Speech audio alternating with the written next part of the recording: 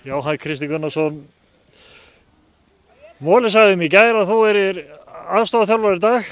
Hann er í aðal. Þetta gekk upp 2-0 sigur á IBVF. Því hljóti nú að vera bara sáttir í leikslok. Við erum yfirligandi og þetta segir okkur bara það að Móli verður að stýra skútunni alfari hér eftir og ég verði bara svona á hliðlínunni aðstoðar.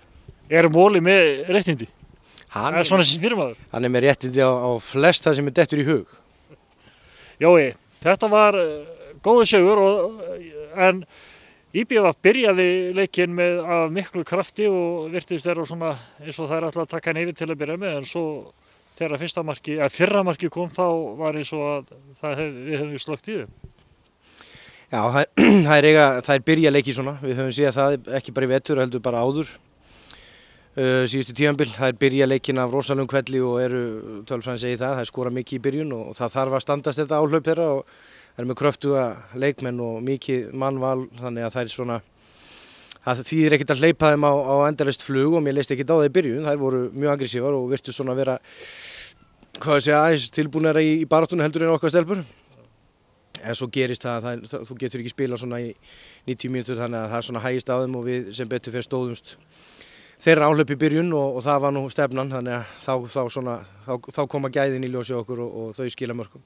Kannski að því ég held með Þór Káa þá svona horfi ég kannski svolítið svona einstefnulega séð á þetta, en það virkaði svona eins og að bara við fyrra markið þá hafi svona pínlítið dotti botnin úr hjá þeim svona til að byrja með. Það er svo ekki finnir loki sem er að fara að herja á okkur. Já, mér fannst það reynda að vera svona búið að gerast aðeins áður en að markið kemur, þá finnst mér að gefa aðeins eftir og þá opnast plássin sem við vildum að myndu svona að við ætlum að reyna að nýta okkur og þá fengum við svona aðeins tíma á boltan og þær voru ekki alveg onni í hálsmálinu á okkur alltaf. Þannig að, en svo eftir við markið virtust þar vera svolítið slegnar og við gengum á lagi sem betur fyrr. Seinni hálfleikur var bara svo barátta, alveg gríðarleg og ævintýraleg barátta sem að ekkert bara upptaktur af Laugardalnum næsta.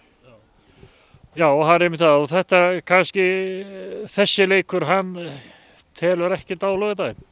Þá er þetta bara önnur keppni og annar leikur og ný áskorun. Já, það er bara allt glænýtt þá og IBVF-liðið er með rosalega velmanna lið og þetta er vel skipulagt hjá þeim og við vorum bara ofan á í dag en það telur bara því miður eins og þú segir, ekkert á Laugardaginn næsta er ný keppni þar sem er alltaf ekkert og komast á Laugardagsvöllinn eða ekki.